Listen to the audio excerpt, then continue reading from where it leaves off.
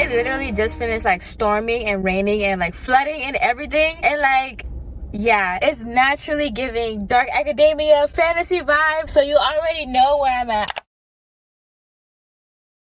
I literally am so happy, like I can't stop smiling. So anyway, let's go into my favorite place and buy a bunch of dark academia and fantasy novels.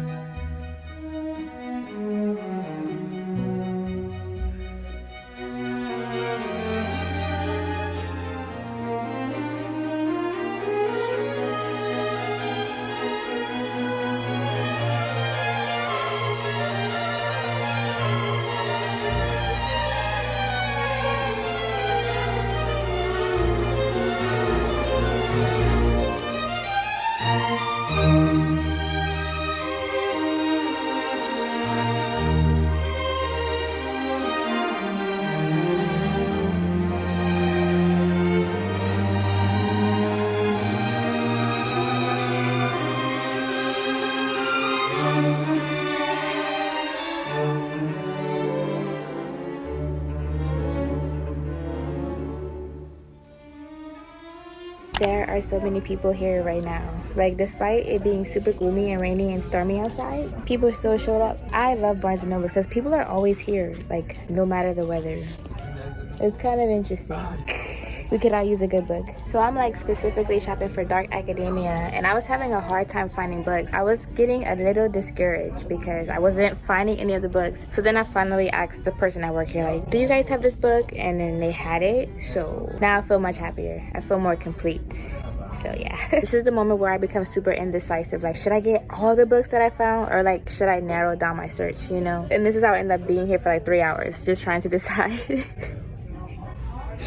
This is just also the ultimate cozy vibe, like it being dark and gloomy outside and everyone is in the bookstore getting books. This is just the vibe. I'm just so here for it. I can't even hear myself talk, but yes, hopefully you can hear me.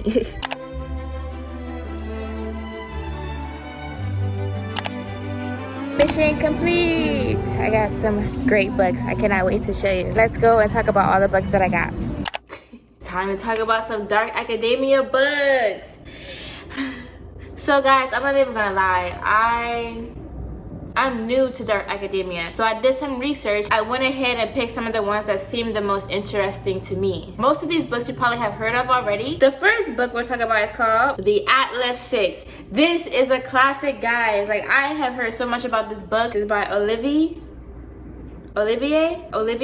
Blake. Anyway, Miss Blake, we'll call her. There's a second book, Secrets, Betrayal, Seduction, Power. Welcome to the Alexandrian Society. Already, we are in the dark academia world. So it says each decade, okay, only the 6 most uniquely talented magicians are selected to earn a place in the Alexandrian Society, the foremost secret society in the world. So only 6 magicians each decade? That's crazy. The chosen will secure a life of power and prestige beyond their wildest dreams. So the chosen, the one of them will secure a life of power, but at what cost? Each of the 6 newest recruits has their reasons for accepting the society's elusive invitation. Even if it means growing closer than they could have imagined to their most dangerous enemies. Growing close to your enemies? But in what way? What do you mean? Or risking unforgivable betrayal from their most trusted allies. They will fight tooth and nail for the right to join the ranks of the Alexandrians, even if it means they won't all survive the year.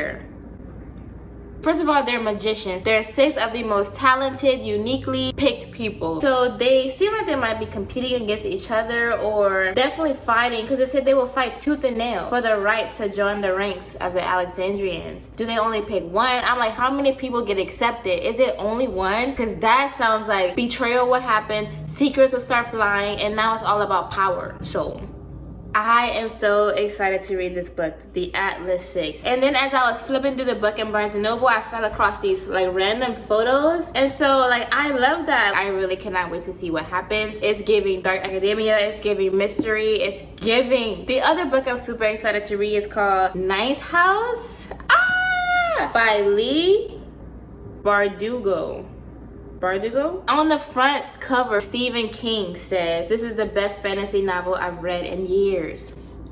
Okay, Stephen King. That's a huge compliment coming from him, you know? I love the little snake on the cover. Like, that is just super cute, very creative. At the top, it says, "A tale of power, privilege, dark magic, and murder among the Ivy League elite." The fact that this school is based at Yale, I was like, okay, let's dip into Yale's territory. Let's go to Yale. Like, I really don't know what it's about, but I know that it's like based in Yale.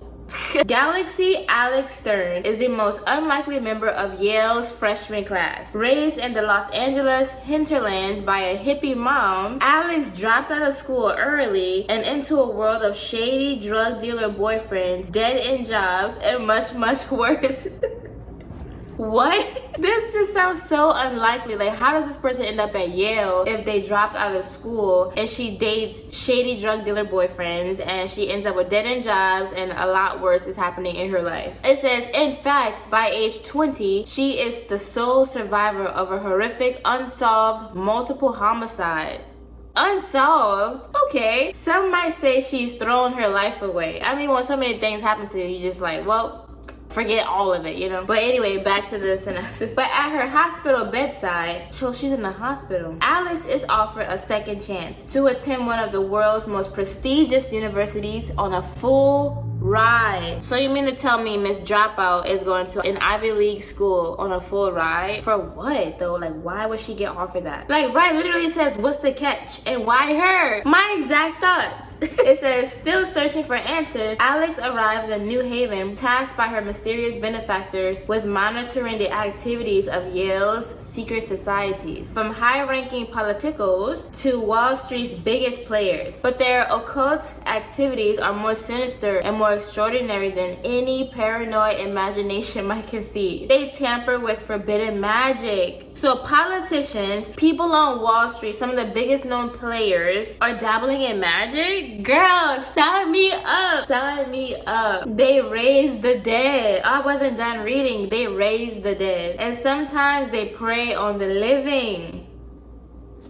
That's how the synopsis ends. So I literally have 10,000 more questions. Like, why did they pick her to be the person who monitors these secret societies? And then another most important question is like, what is going on in these secret societies? What do you mean they're playing with magic and raising the dead and preying on the living? Like, this all sounds terrible. Dark academia vibes. Like, whoa, at Yale and Ivy League. Like, just these two books alone, classics. But let's keep going because I have more.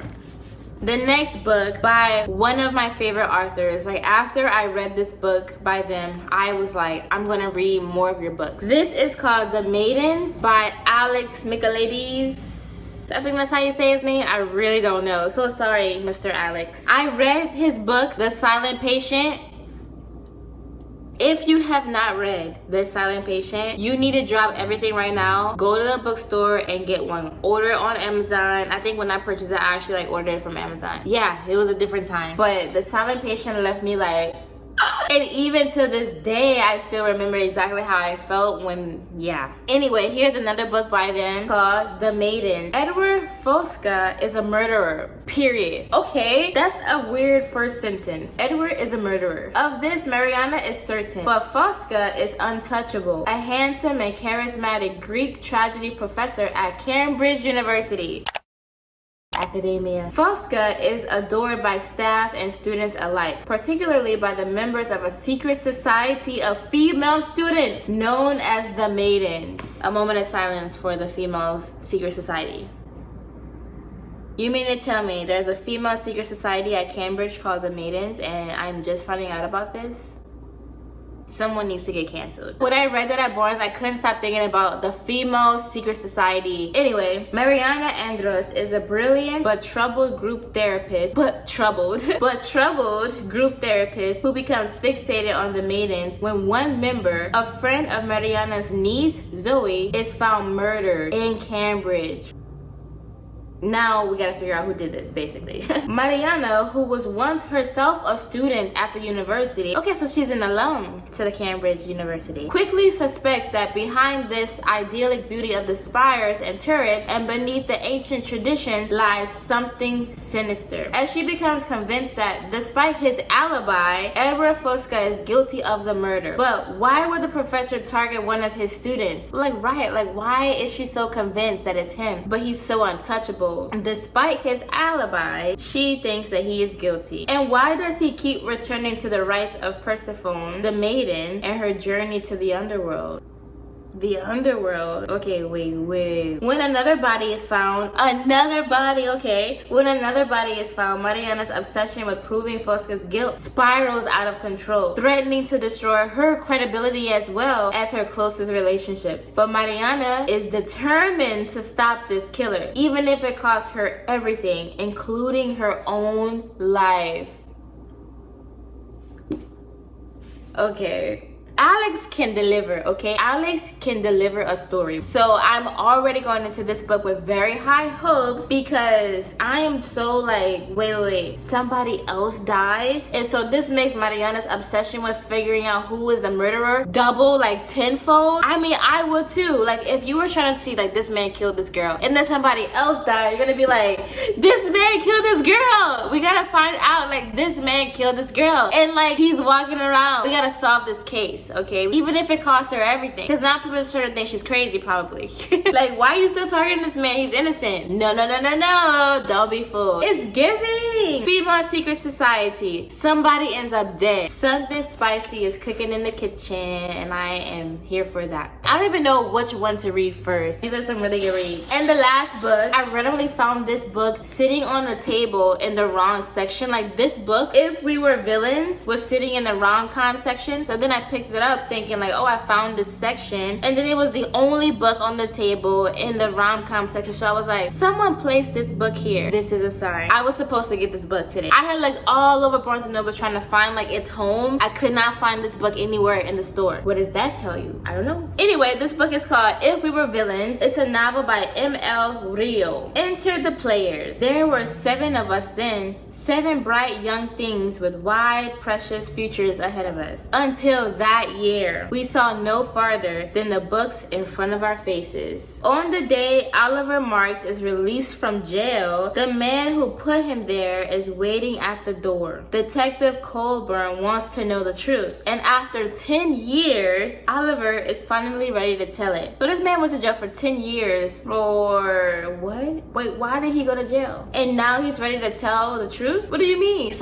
Okay, anyway, let me keep reading. A decade ago, Oliver is one of 7 young Shakespearean actors at Delesseur Classical Conservatory. Hopefully I'm saying these words right. I have no idea, but we're just gonna pretend like I am. So he was one of the 7 Shakespearean actors at the conservatory, a place of keen ambition and fierce competition, like most conservatories are, right? In this secluded world of firelight and leather-bound books, Oliver and his friends play the same roles on stage and off. Hero, villain, tyrant, temptress, ingenue, and extra. So what you mean they play these roles on stage and off?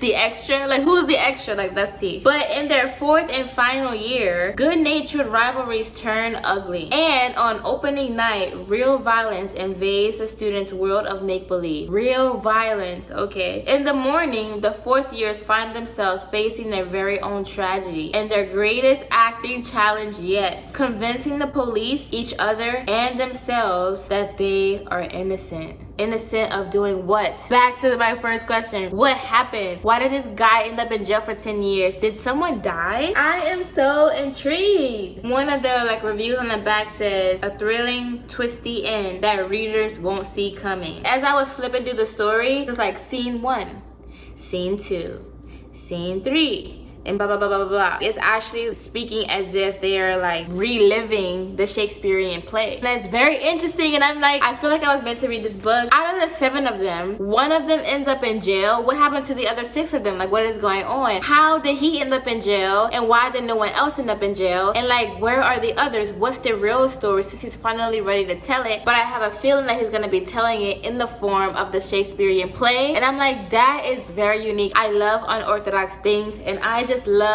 think I love dark academia. Anyway, yeah, these are some fantastic reads. I'm super excited to read these books.